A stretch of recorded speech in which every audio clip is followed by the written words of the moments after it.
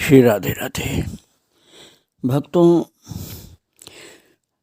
सामान्य लोग अपने परिवारजनों का उत्सव मनाते हैं, जैसे अपने बच्चों का। कई लोग तो अपनी शादी का उत्सव मनाते हैं, कई लोग बच्चों, नाती पोते, पति पत्नी, रिश्तेदारों का उत्सव मनाते हैं।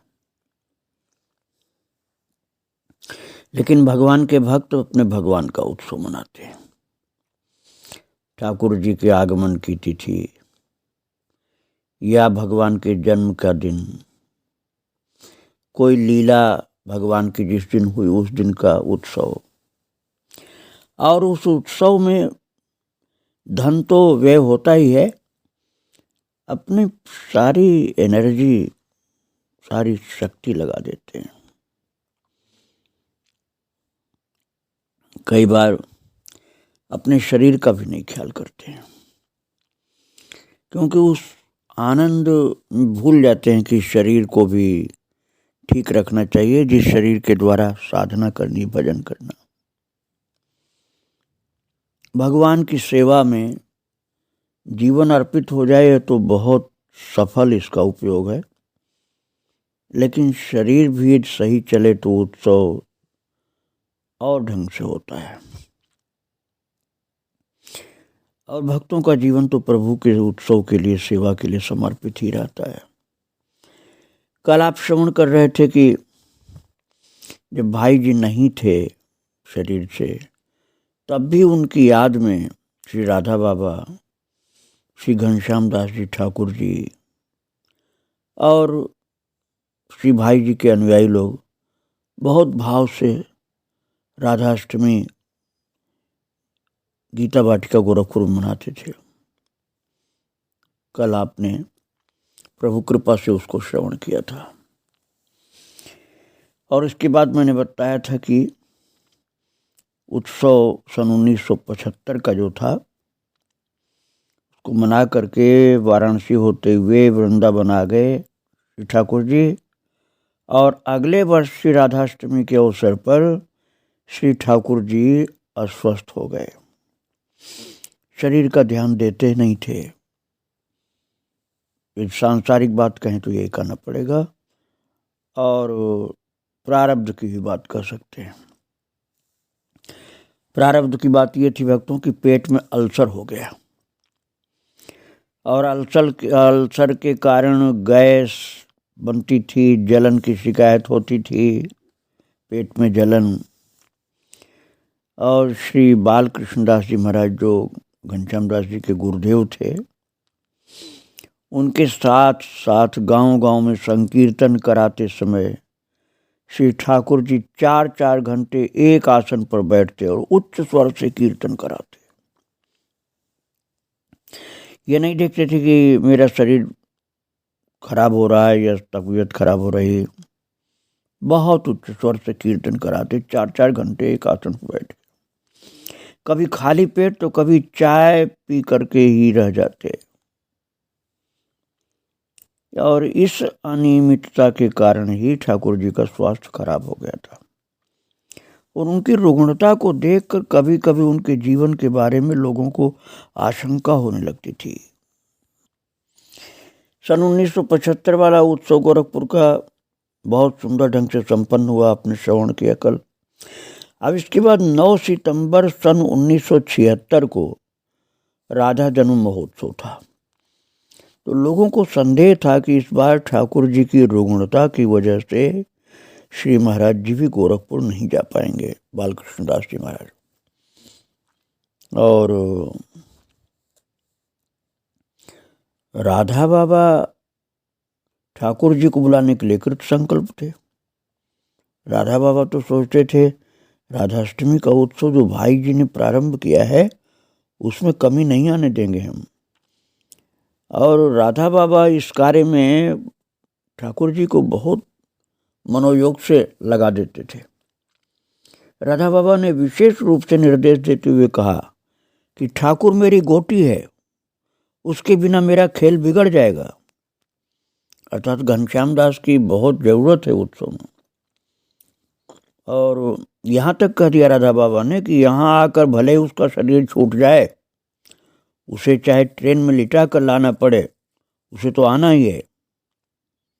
और इधर गोरखपुर में श्री भीमसेन जी चोपड़ा को स्वप्न आया कि पूज्य भाई जी गीता वाटिका के पीछे बने हुए बगीचे में बेंत लेकर टहलते हुए ठाकुर जी की पुरानी कुटिया की ओर उनसे मिलने जा रहे हैं।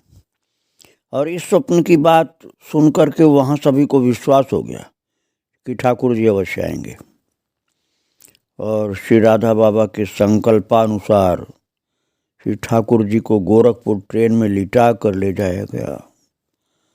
अब आप सोचो कि तबीयत सही नहीं थी घनश्याम दास जी की, लेकिन राधाष्टमी का उत्सव राधा बाबा मना रहे हैं जो भाई जी ने प्रारंभ किया था, उसमें हमें सेवा देनी है। इस भाव से वो गोरखपुर गए और साथ में पूज्य महाराज जी बालकृष्ण दास जी और मनोहर बाबा भी गए। ठाकुर जी को देखकर राधा बाबा की आंखों में वात्सल्य उमड़ पड़ा, बहुत प्रसन्न हुए। श्री राधा बाबा की परिक्रमा के समय श्री ठाकुर जी को व्हील चेयर पर एक और बैठा दिया जाता था। अब आप समझिए कि इनकी तबीयत कितनी खराब थी कि व्हील चेयर पर बैठाया जाता था, चलने में भी मुश्किल था वक्तों। पूज्य बाबा परिक्रमा के मध्य ठाकुर जी पर दृष्टि डालते रहते। उचित चिकित्सा भी आरंभ कर दी गई थी। क्रमशः ठाकुर जी का स्वास्थ्य सुधरने लगा। औषधियां तो वही थीं जो पहले दी जा रही थी, किंतु वे ही औषधियां श्री राधा बाबा की दृष्टि पड़ने के कारण चमत्कारिक रूप से लाभ कर रही थी।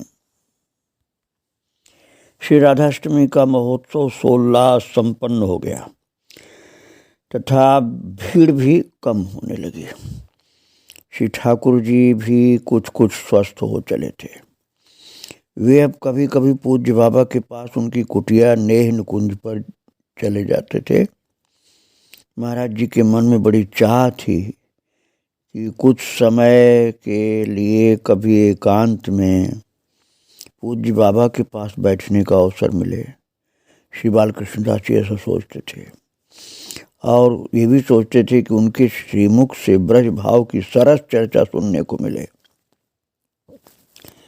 परंतु मिलने वालों की अधिकता तथा पूज्य बाबा की अस्वस्थता के कारण वह अवसर सुलभ नहीं हो पाता था।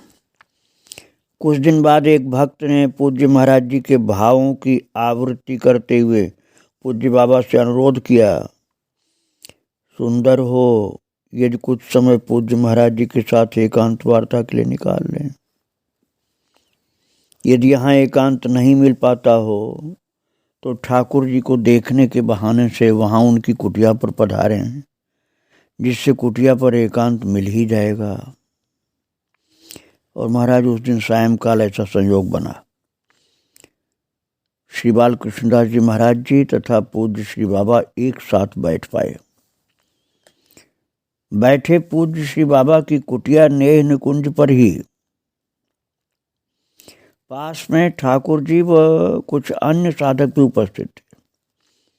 बैठते ही बाबा ने अपनी व्यस्तता की चर्चा की तथा एकांत में बैठने का अवसर न मिल सकने के लिए खेद व्यक्त किया।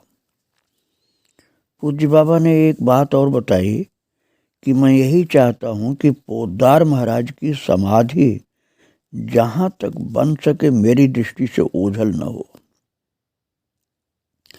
आपके कुटीर पर आपकी सन्निधि प्राप्त करने के लिए मैं आ सकता था, पर एक दीर्घ काल के लिए समाधि से दूर हो जाना पड़ता। अब आप सोचिए कि राधा बाबा को उसी भाई जी की कितनी ज्यादा महिमा पता थी कि भाई जी की समाधि से भी थोड़ा दूर नहीं जाना चाहते थे। वो कहते थे कि मैं बालकृष्ण दास जी की कुटिया में जाऊंगा तो भाई जी की समाधि से थोड़ा दूर हो जाऊंगा, जो मुझे बिल्कुल स्वीकार नहीं है। जब तक भाई जी शरीर से विद्यमान थे राधा बाबा तो साथ ही रहते थे, और जब भगवान के धाम चले गए भाई जी तो उनकी समाधि के बिल्कुल पास रहते थे, दूर कहीं नहीं जाते थे। ऐसी अद्भुत निष्ठा थी उनकी। इसके बाद ब्रज के संतों की तथा ब्रज के विभिन्न साधना पद्धतियों की चर्चा चल पड़ी। बाबा ने बताया ब्रज के जितने संप्रदाय हैं लगभग सभी के साहित्यकार अपनी अपनी दृष्टि से कहते हैं, पर कहते हैं एक ही बात को, प्राप्तव्य वस्तु को लक्ष्य करके साधक चले तो सही, अंत में सभी को उसी महाभाव समुद्र में निमज्जित होना है। मुझे जो वस्तु मिली है, बाबा कहते थे, वो किसी साधना का परिणाम नहीं है। उस वस्तु की प्राप्ति तो नंदनंदन ने अपने सहज स्वभाव से मुझे करा दी। बाबा यही कहते थे। और अगले दिन भक्तों पूज्य श्री बाबा तथा पूज्य श्री महाराज जी अर्थात बाल कृष्णदास जी के मिलन के अवसर पर ठाकुर जी ने एक जिज्ञासा व्यक्त की। ठाकुर जी ने कहा कि प्राकृत मन में अप्राकृत राज्य की वस्तु को ग्रहण करने की क्षमता कैसे उत्पन्न हो। तो श्री राधा बाबा ने कहा, जहां तक इस मन की बात है, यह है तो प्राकृत। भक्तों, राधा बाबा ने कहा कि प्राकृत मन अप्राकृत वस्तु को ग्रहण ही कैसे कर सकता है। अप्राकृत राज्य की वस्तु को ग्रहण करने के लिए अप्राकृत मन की आवश्यकता है, और इस अप्राकृत मन की प्राप्ति एक कृपा मात्र से होती है। अप्राकृत राज्य की वस्तु को देखने के लिए अप्राकृत आंख चाहिए। इसी प्रकार अप्राकृत घ्राणेन्द्रिय, श्रवणेन्द्रिय, स्पर्शेन्द्रिय भी चाहिए। इन अप्राकृत इंद्रियों की उपलब्धि एकमात्र कृपा से होती है। बाबा ने बताया ऐसा कि वस्तु और वस्तु की छाया, बिंब और प्रतिबिंब सर्वथा अलग अलग वस्तु हैं। बाबा ने कहा कि इस स्थूल जगत में जो कुछ भी है वो उस दिव्य राज्य की छाया मात्र है। जो इस छाया पर, इस प्रतिबिंब पर बहुत अधिक विलुप्त है, वो भला कैसे मूल वस्तु पर, बिंब पर अपनी वृत्ति को केंद्रित कर सकता है। प्रारंभ में कुछ कठिनता सामने आती है, पर जो प्रतिबिंब से मन को हटाकर बिंब में अपना मन टिकाने का प्रयास करता है, उसे दिव्य राज्य की वस्तुओं की झलक मिल जाती है। पूज्य बाबा अब पुनः साध्य साधन संबंधी चर्चा करते हुए कहने लगे, जहाँ तक साधना का प्रश्न है, साधक को लीला के जो भी पद मिलते हैं उसके अनुसार वो लीला भावना करे। अवश्य वे पद किसी सिद्ध संत के द्वारा रचित हों। भक्तों, बात यह है कि सिद्ध संत जो रचना किए होंगे, पहले उन्होंने उनका दर्शन किया होगा तभी रचना किया होगा। इसलिए बाबा ने कहा कि वो पद जो हैं लीला के, वो सिद्ध संत के द्वारा रचित हों। पद में जो लीला वर्णित है वो छाया ही है, प्रतिबिंब ही है, पर साधनारत साधक उस छाया, उस प्रतिबिंब के चिंतन के सहारे मूल वस्तु तक पहुंच जाएगा। बाबा ने बड़े विश्वास के साथ कहा।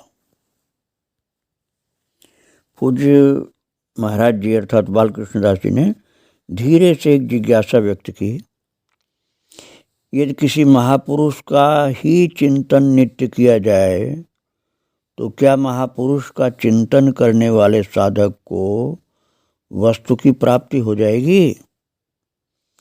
ऐसा बाल कृष्णदास जी ने प्रश्न किया भक्तों पूज्य बाबा अर्थात राधा बाबा से।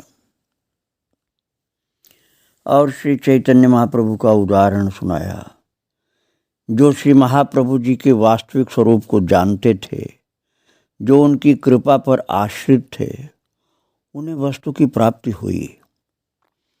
बस ये सुगुप्त धारा चली चले, महापुरुष के कृपाश्रित को वस्तु की प्राप्ति होती है, ऐसा श्री बालकृष्ण दास जी ने कहा राधा बाबा से।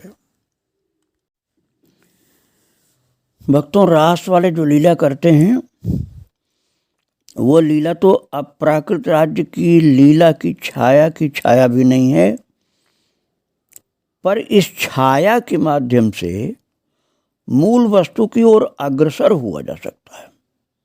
ये लाभ है भक्तों, आगे बढ़ सकते हैं अपनी आध्यात्मिक साधना में लीला के दर्शन से। और आजकल रास मंडली वाले जो रासलीला करते हैं वो लीला मुझे प्राय भीतर से बाहर खींच लाती है। ऐसा हर व्यक्ति नहीं कर सकता भक्तों, ये बहुत अनुभव की बात है। पर ये जो ठाकुर अर्थात श्री घनश्याम दास जी हैं, जब ये पहले रास लीला में ठाकुर का स्वरूप धारण करता था, तब ये अपनी ठकुराई में मुझे बाहर से भीतर खींच ले जाता था। केवल एक या दो बार की बात नहीं है, सदा ही ये ठाकुर अपनी स्वरूपाई में मुझे मूल वस्तु की ओर ले जाता था और विचित्र भावोद्दीपन होता था। फिर पूज्य बाबा ने पूज्य श्री महाराज जी को संकेत करते हुए कहा कि आप भी तो श्री गोपाल भट्ट जी के वंश की परंपरा में हैं, तभी तो आपका स्वरूप ऐसा है। ये बातें जो मैंने सुनाई कि घनश्याम दास जी जब ठाकुर बनते थे रासलीला में, तो ये बाहर से भीतर खींच ले जाते थे। ये राधा बाबा ने अपने अनुभव की बात बताई थी। और अन्य बालकों की बात बताया था कि और जो रासलीला में बनते हैं ठाकुर, ये भीतर से बाहर ले आते हैं, अर्थात सांसारिक लीला की जो मंडली है उसमें पहुंचा देते हैं। और ये घनश्याम दास जी बनते थे तो भगवान के वास्तविक लीला में पहुंचा देते थे। ये राधा बाबा ने अपने अनुभव की बात बताई भक्तों। और ऐसा कह करके श्री राधा बाबा श्री महाराज जी की गोद में अपना मस्तक रखने लगे। वातावरण में अनोखी भावमयता छा रही थी। पूज्य श्री महाराज जी का विशेष परिचय देते हुए ठाकुर जी ने कहा कि आपके नाना जी पूज्य श्री जटावल्लभ अप्रमेयंगाचार्य जी की एक सिद्ध संत थे। ये बालकृष्ण दास जी का परिचय दिया उनके शिष्य ठाकुर जी ने। विशेष परिचय था ये सब लोग जानते नहीं थे। बालकृष्ण दास जी के विषय में घनश्याम दास जी ने बताया ये बात राधा बाबा को कि इनके जो नाना जी थे वो श्री जटावल्लभ अप्रमेयंगाचार्य जी के जी जो थे, अप्रमेयंगाचार्य जी वो एक सिद्ध संत थे और वे थे ऐश्वर्योपासक, पर उन्हें सेवा कुंज में दिव्य राज्य की सखियों के दर्शन हुए थे, जिन्होंने दूध से परिपूर्ण चांदी के कलशों को सिर पर ले रखा था। उन्हें अपने महाप्रस्थान की तिथि पहले ही ज्ञात हो गई थी। भक्तों, ये बालकृष्ण दास जी के नाना का परिचय बताया था घनश्याम दास जी ने कि इस तरह से इनके नाना जी जटावल्लभ अप्रमेयंगाचार्य जी थे और एक सिद्ध संत थे, ऐश्वर्योपासक थे, लेकिन सेवा कुंज में दिव्य राज की सखियों के दर्शन हुए थे, जिन्होंने दूध से परिपूर्ण चांदी के कलशों को सिर पर ले रखा था। और ये भी बताया कि इनके जो नाना जी थे उनको महाप्रस्थान की तिथि पहले ही ज्ञात हो गई थी। और भक्तों, आप क्षमा करिएगा, इस शरीर के अर्थात इस मेरे शरीर के भी जो नाना जी थे उनको भी शरीर त्याग करने की बात पहले से मालूम हो गई थी। उसका समय, तिथि सब कुछ बता दिया था और बिल्कुल उसी तरह से शरीर का त्याग अपने पूर्व निर्धारित जो कार्यक्रम बताए थे उसी के अनुसार किया था, बैठ करके भगवान का ध्यान करते हुए। मैंने क्षमा इसलिए मांगा कि मैं तो घनश्याम दास जी महाराज का चरित्र सुना रहा हूँ, बीच में मैंने अपनी बात कर दी और अब उन्हीं की बात मैं फिर आपको बता रहा हूँ कि घनश्याम दास जी ने बताया बाल कृष्ण दास जी के विषय में, जो उनके नाना की बात, कि उनके नाना को अपने महाप्रस्थान का समय पहले से पता था और वैसे ही शरीर का त्याग भी किया था। तो उसी पूर्व निर्धारित समय पर ही सब किया था देह त्याग का कार्यक्रम। और पूज्य बाबा ये सब सुन करके प्रफुल्लित हो रहे थे, राधा बाबा। और नाम जप की बात चली तो बाबा प्रसन्न होते हुए बोले, इतना नाम जप हो कि नाम में रस आने लगे, नाम में रस आने लगे, तब समझिए नाम जप का फल मिलना शुरू हुआ, अर्थात वो सिद्ध हो गया नाम। नाम जपते जपते बड़ा प्रिय लगने लगे। नाम जब प्रिय लगने लगता है और जब मन में भाव का उद्वेलन होने लगता है, तब संख्या पूरी करनी कठिन हो जाती है। जो पहले गिन करके किया जाता है कि इतना नाम जप करना है, वो तो पहले की बात है, किंतु जब नाम में रस आने लगता है और बहुत प्रिय लगने लग जाता है नाम, तब संख्या पर ध्यान नहीं रह जाता, आनंद पर ही ध्यान रहता है। वस्तु की प्राप्ति तो कृपा पर अवलंबित होती है, और बाबा ने बताया कि मुझे जो वस्तु मिली है वो एकमात्र कृपा का फल है, और किसी को वस्तु मिलेगी तो कृपा से ही मिलेगी। इसका अर्थ ये नहीं है कि कोई भजन ही न करे। बाबा ने बताया कि भजन तो करना होगा, लेकिन लाभ कृपा से ही होगा। भजन यदि नहीं होगा तो जीवन में रजोगुण तमोगुण बढ़ेगा, इसलिए भजन करना जरूरी है। जो भजन नहीं करेगा उसको रजोगुण बढ़ जाएगा, फिर तमोगुण भी बढ़ जाएगा। और भजन करने से पात्रता का निर्माण होता है, पर वास्तविक प्राप्ति तो कृपा से ही होगी। और कृपा का अधिकारी हर एक मनुष्य है। भगवान ने जिसको मनुष्य का देह दिया है वो सब कृपा का अधिकारी है। उसमें हम किसी को कृपा के अधिकार से वंचित नहीं कर सकते हैं। पर प्रभु बहुत ही सहज स्वभाववश कृपालु हैं, इसलिए जीव पर कृपा करते ही करते हैं। इसलिए जीव को भजन तो करना चाहिए, पर यह अहंकार नहीं करना चाहिए कि मैं अपने भजन के बल से ही सब कुछ प्राप्त कर लूँगा। भजन के बल से नहीं, भजन करने से रजोगुण तमोगुण से बचोगे, सात्विकता बढ़ेगी, प्रभु कृपा करेंगे, और प्रभु की कृपा से जो हमने भजन के द्वारा पात्रता प्राप्त की है वो भी उनकी कृपा से पात्रता मिली। और अब प्रभु की विशेष कृपा होती है, तब सब कुछ वो प्रदान कर देते हैं, क्योंकि कृपा का अधिकारी है जीव है।